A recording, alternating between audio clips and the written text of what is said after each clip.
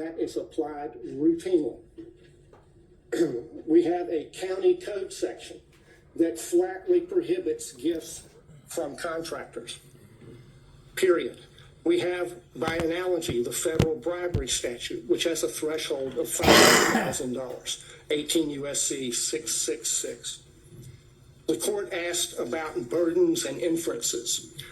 The court can draw a negative inference from the state's failure to produce evidence to support the invisible magic cash balancing theory based on State v. Thomas, 311 Georgia 407, particularly footnote 19. As to the timing question that the court asked about, there were 2 contracts for Mr. Wade executed after they acknowledged the relationship began.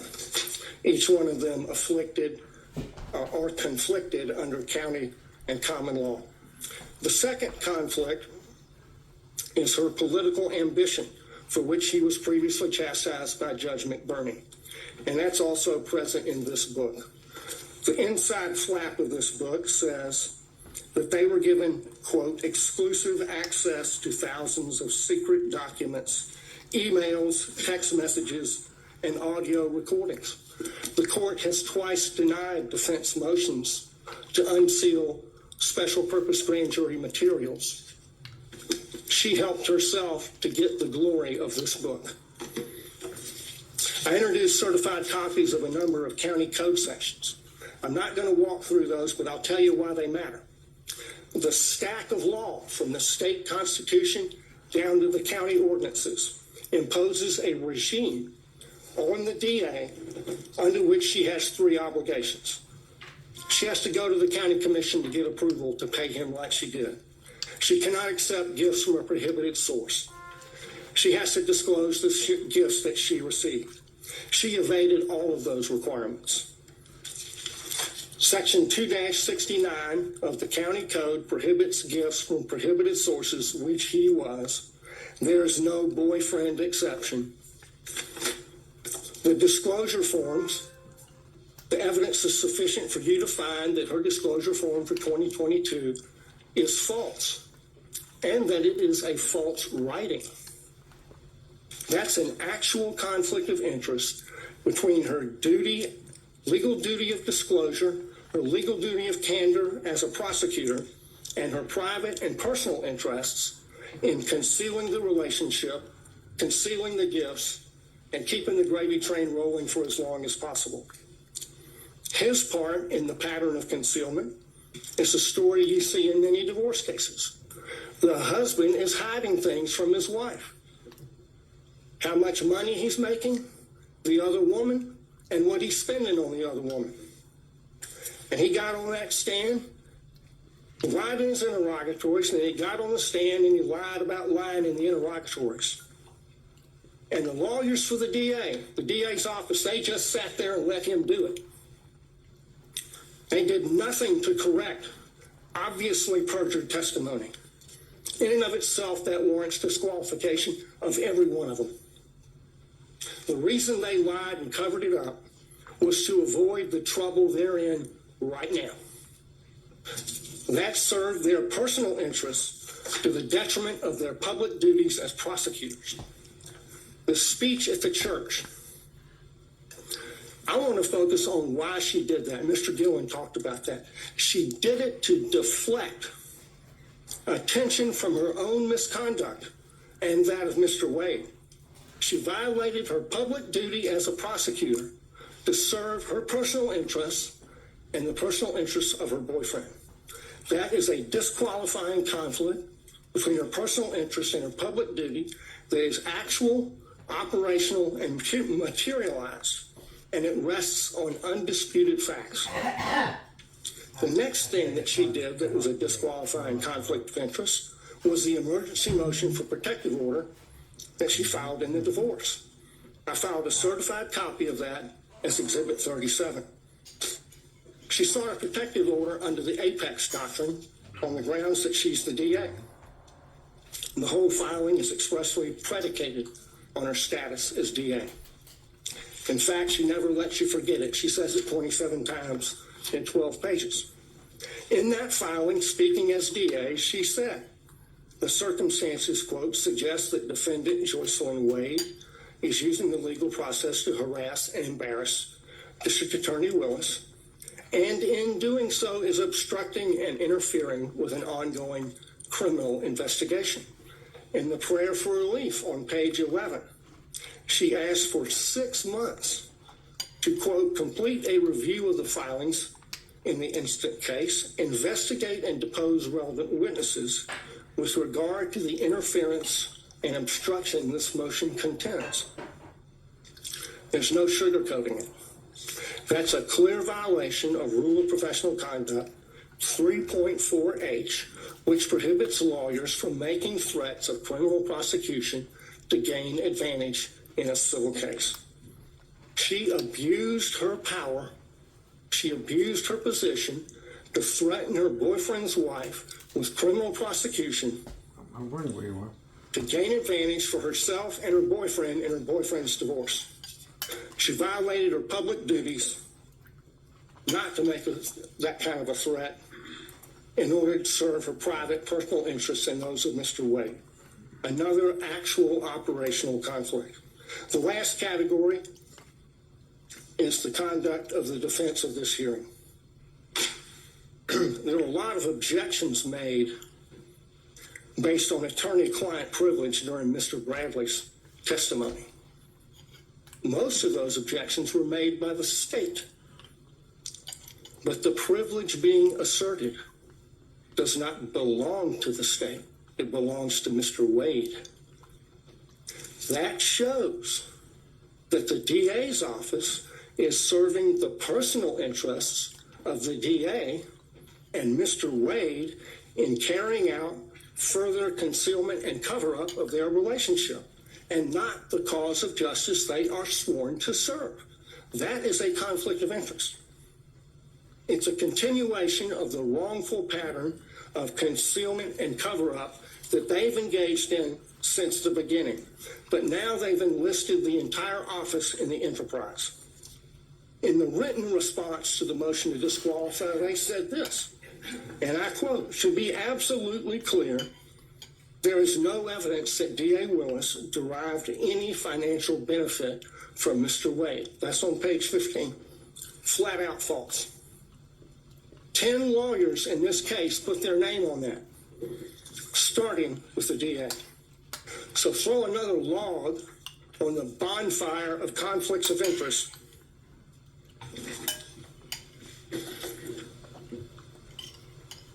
The problem here is the DA cannot distinguish between her personal interests and ambitions on the one hand and her public duties as a prosecutor on the other, and apparently neither can anyone else in their office.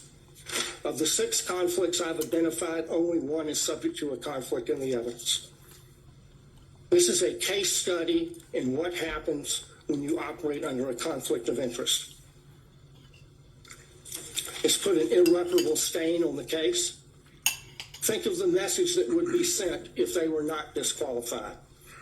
If this is tolerated, we'll get more of it. This office is a global laughingstock because of their conduct.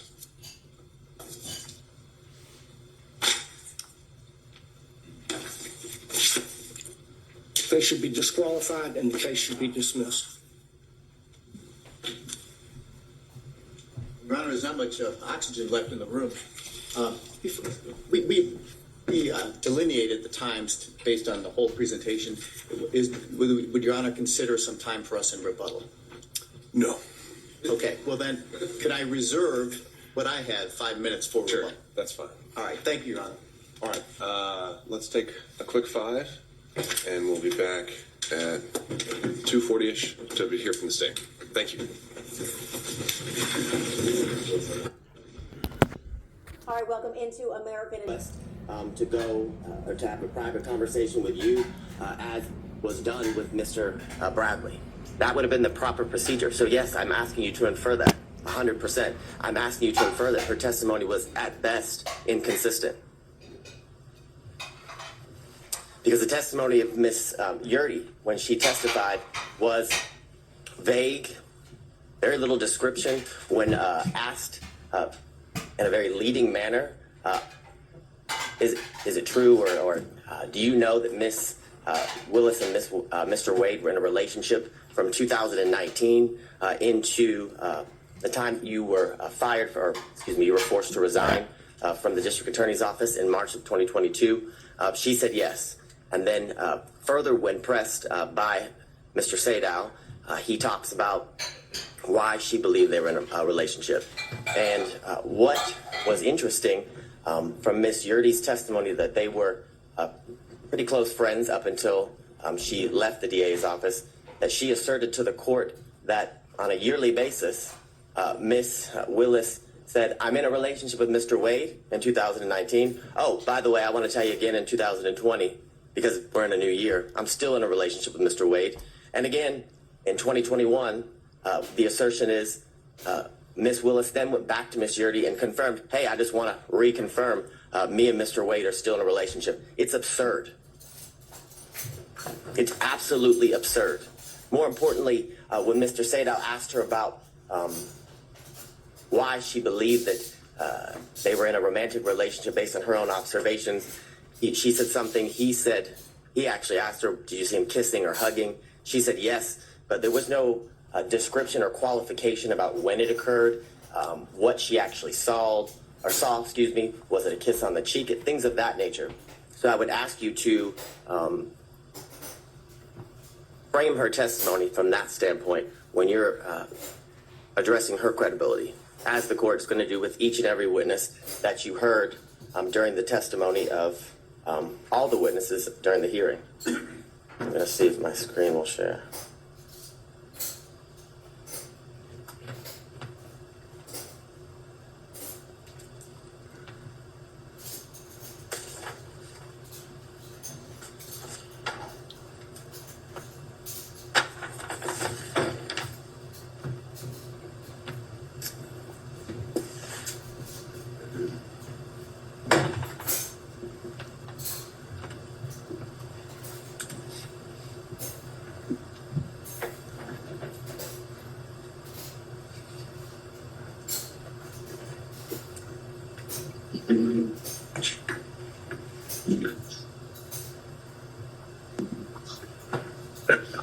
Now, I want to talk a little bit about the standard and the burden here in this instance as it relates to defense counsel and the claims that they have made in the motion to disqualify. And as I was doing a whole lot of research, I came upon this law review article from Cornell scholarship reading or publication. And they made very clear that courts have been relatively reluctant to exercise their power to disqualify prosecutors for any reason.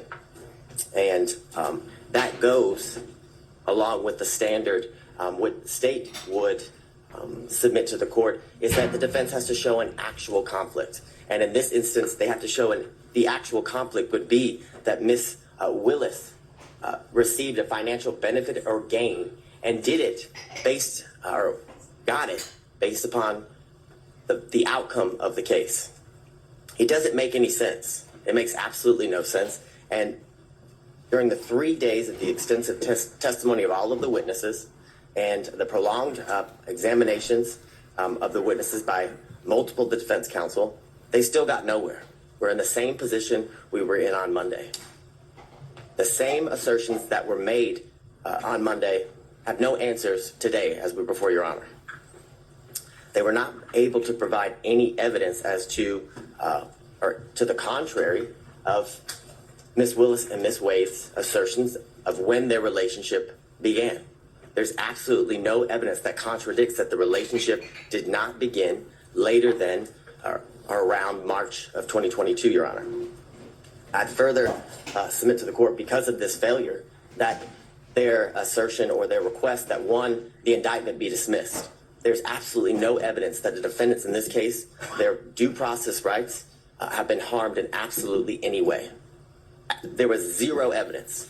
Not a single shred of evidence was produced through any of the exhibits or testimony showing how their constitutional rights, their due process rights, were at all affected by the relationship that began in March of 2022 with Ms. Willis and Mr. Wade.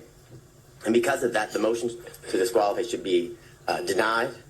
And Ms. Willis, as the district attorney of Fulton County, and Mr. Wade, as the special prosecutor assigned to this case, should be allowed to remain on this case and continue to prosecute the case to the end, Your Honor, until the trial is set by the court and is to begin. Now, the issues, obviously, you've heard a lot from defense counsel as to what the issues are for you to, determine. And here would be the state's contention is that you must find that there's an actual conflict if you were or are to come to the conclusion that you should disqualify Ms. Willis and the district attorney's office. And looking at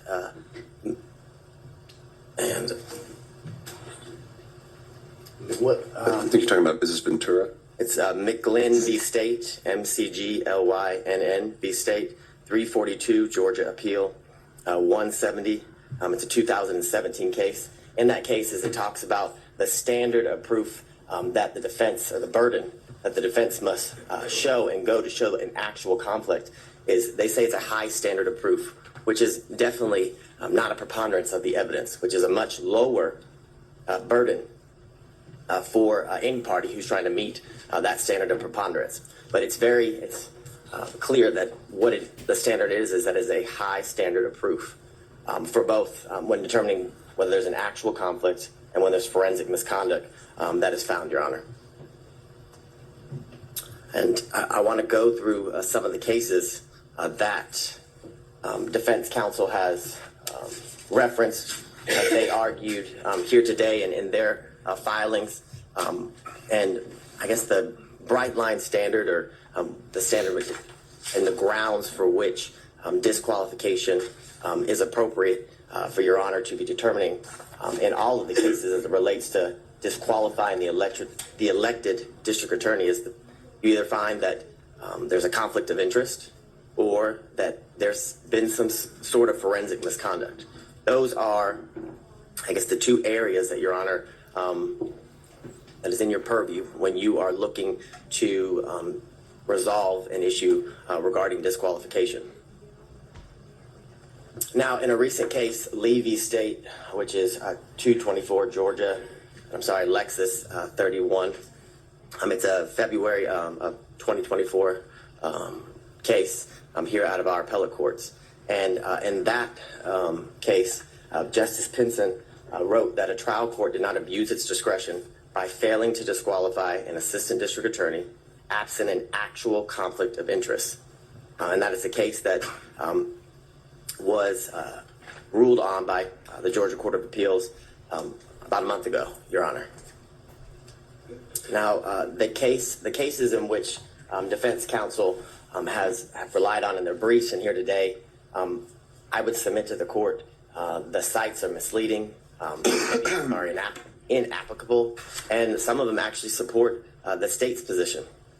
And what I would say to you is that the defendants, in many instances, combine language from the multiple cases and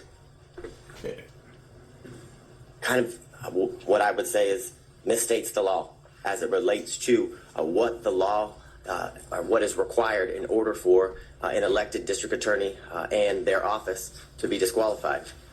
And what I would submit to the court Let's go back to that. Show me how. Yes. Show you how. So I think the first one they cited was Battle versus the state.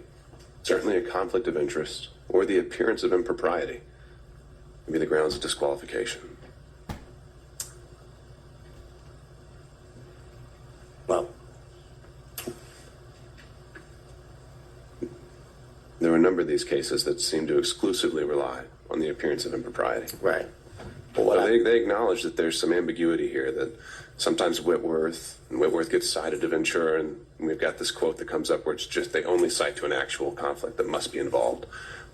They acknowledge the ambiguity. You're saying there's no ambiguity whatsoever. I am saying that, and why am saying that, why I would submit that to the court, is in all of those cases, they do reference the appearance of an impropriety, but they reference that because they also find there's an actual conflict in each one of those cases. So your position would be your review of the case law. There's never been an appellate opinion that relied only on an appearance of propriety. As it relates to a prosecutor or district attorney, yes, that is what I'm saying. What I would say is in those cases, they do reference the fact that there is an appearance of impropriety, but they reference that fact because when you have an actual conflict, there's always an appearance of impropriety. And those are what those cases stand for.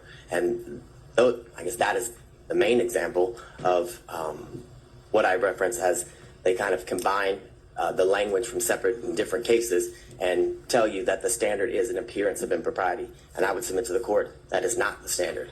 And in my first reading, like Your Honor, I did notice that the cases each reference the appearance of impropriety, but also that appearance arose from the fact that the court found an actual conflict in each one of those cases.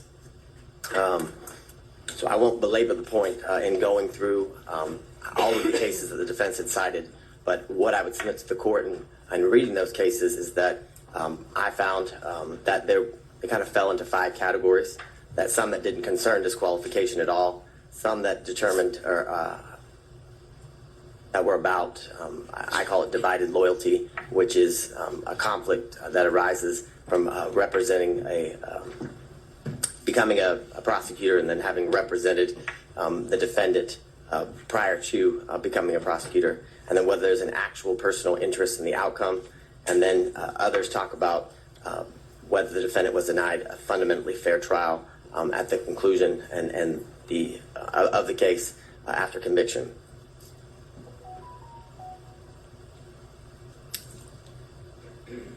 And these are some of the cases that defense counsel had cited within their brief that had absolutely no application to the issue that we're here before Your Honor today. The first, McIver v. State, has nothing to do or has nothing related to the disqualification of anyone. I think some of these are just relating to kind of aspiring for broad language about standards to prosecutors. So point taken there. But if they're more... All right, keep going.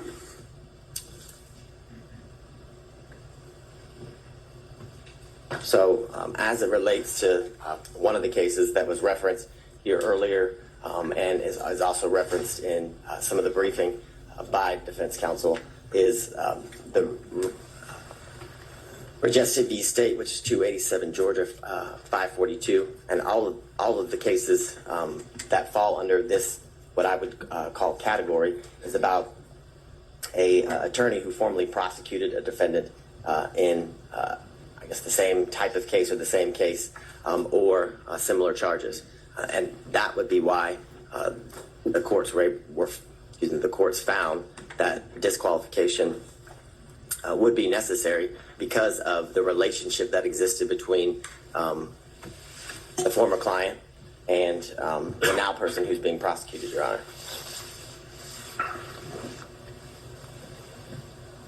The next series of slides just goes through what has been addressed as it relates to the standard that is required when dealing with the issue of disqualification, and the state would contend and submit to the court that the defense must show an actual conflict in order to have the district attorney disqualified, and that actual conflict has to be in the form of showing that Ms. Willis, in this instance, received a financial benefit or gain in relation to the outcome of the case. Like many of the cases that involve personal interest, Your Honor, it's all based on a contingency fee, where how much they're paid, or a bonus, for example, is dependent upon the outcome of the case. That's how one is to show that there's a personal interest in the case. We have none of that here. And I would submit to the court, we have absolutely no evidence that Ms. Willis received any financial gain or benefit. The testimony was that Ms. Willis paid all of the money back in cash as related to the trips, and it didn't pay back in cash. it was. All right, let me explore this one a little bit. So, in addition to you're saying it's only an actual conflict. Are you also saying that it's only if a financial interest is affecting the final result, the outcome? That's the only one we should be worried about, or is it that the prosecution as a whole is what we should be looking at in terms of a stake? So, what I'm thinking of, I'm just going to try and come up with some hypos here. What if ADAs are given a bonus for every motion to suppress they win, $1,000 per Fourth Amendment claim they win? Well, now they've got an incentive, if one of their officers is lying, not to tell you about it, because they want to win that motion to suppress. But maybe that doesn't affect the outcome, because you can win a motion to suppress or lose it, and that doesn't decide whether it's going to be a guilty or not guilty verdict. But doesn't that affect the prosecution of the case, if not the outcome? Yes, I would definitely agree that would be an instance where disqualification would be necessary and appropriate, because it's a situation that involves a contingency fee, and I would submit to the court that it actually does end up affecting.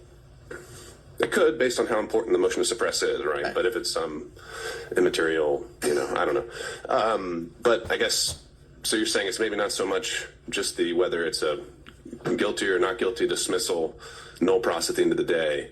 It is actually the conduct of the prosecution that should be looked at throughout the course of the prosecution. Correct, as it relates to how it affects the prosecution, which I would submit to the court ultimately is going to affect the end outcome of the case. If you have a contingency fee based on winning, or how, if you win a motion to suppress and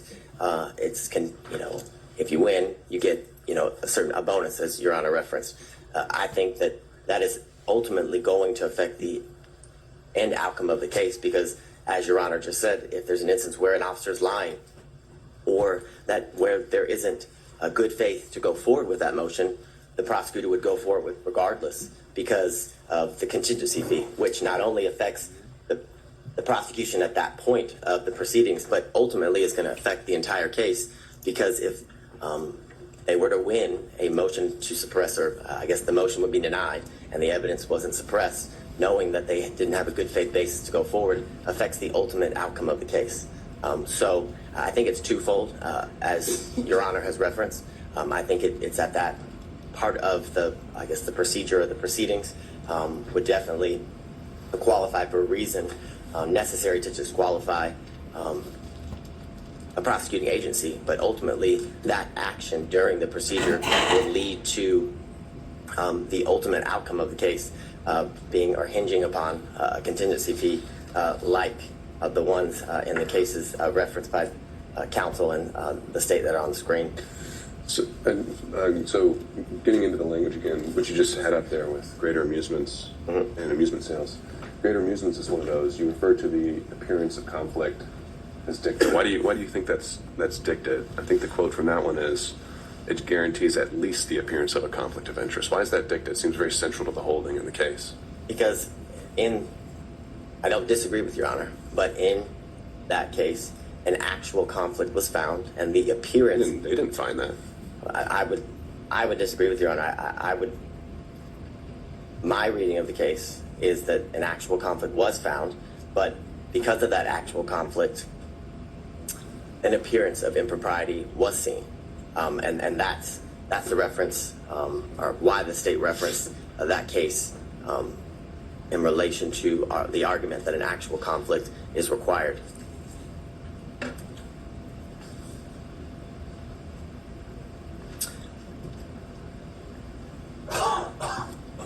In the series of cases, Young, that was referenced by defense counsel, as well as Nichols, these state are both instances where there's a personal interest in the case due to the situation and where at one point they were opposing parties.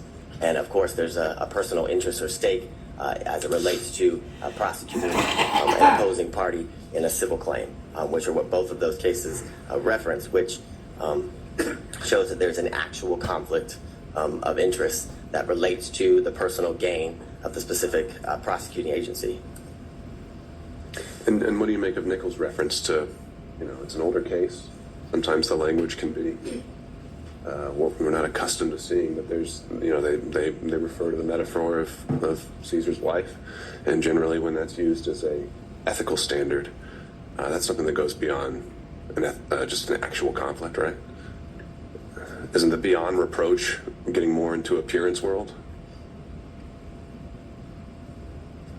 Is it getting beyond? No, isn't getting into the appearance aspect of things when we're talking about Caesar's wife. But I think it goes beyond that based on the language of the holding in that case, where it literally says that the individual had a personal interest in obtaining a fee by forcing a settlement in the civil case and using the criminal case as leverage. So that's not an appearance of impropriety. That is an actual conflict of interest in which arises because of the individual's personal stake in the end outcome of the case, Your Honor. So that's how I would differentiate, I guess, the representations of defense counsel as it relates to the standard or the burden that must be shown, and why the state would submit to the court, and the most recent ruling out of the Georgia appellate courts that an actual conflict is required to be shown.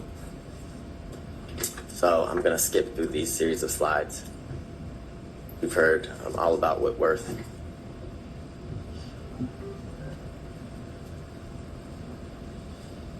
So I go back to what we referenced earlier, what's been referenced by all parties, that the grounds in which a district attorney can be disqualified is where a conflict of interest is found, and where there's forensic misconduct that is found. Those are the two grounds that are to be, I guess, are within the purview of the court as it relates to the issues here. And again, I go back to the most recent case that was Justice Pinson wrote about, and that it must be that by failing to disqualify the assistant district attorney absent an actual conflict of interest. I think the language there is very clear, and I think it's very controlling, and I think it's purposeful. I would submit to the court, because an actual conflict of interest is what is required in order for a district attorney to be disqualified, because the cases make very clear, and through the precedent relating to this issue, that a disqualification of a district attorney is the last, for lack of better words, ditch effort that should be exercised as it relates to the court in curing certain conflicts that may arise. I think the case law is very clear that every effort is supposed to be made instead of, or I guess in lieu of, disqualifying the district attorney unless an actual conflict of interest is what's found, Your Honor. And it can't be cured.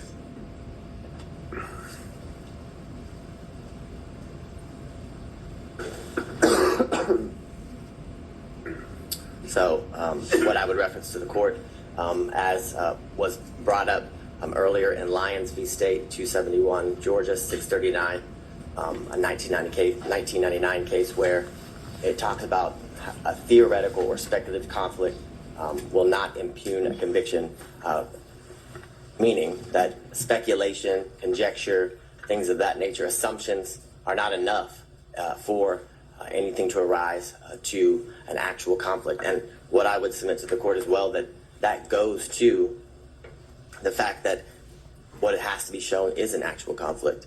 If it's speculation. Is there any qualifier there, though, that's in a post-conviction context? So we're talking about, competent evidence. We're obviously in a pretrial phase here. I've wondered how much import to give that sentence when we're in a pretrial realm. That's assessing whether to overturn a conviction, and usually that's kind of an entirely different standard where we assess as a totality: was there a fair trial? Is there harmless error? I know there's no harmless error when it comes to disqualifications, but just a thought, if you have any reactions. Well, I think what Your Honor just said is pretty on point, in the sense that if it's found that if the trial court either applied the wrong standard or should have disqualified the district attorney, it leads to an automatic reversal, like you said, and it goes back to the trial court. And I think that is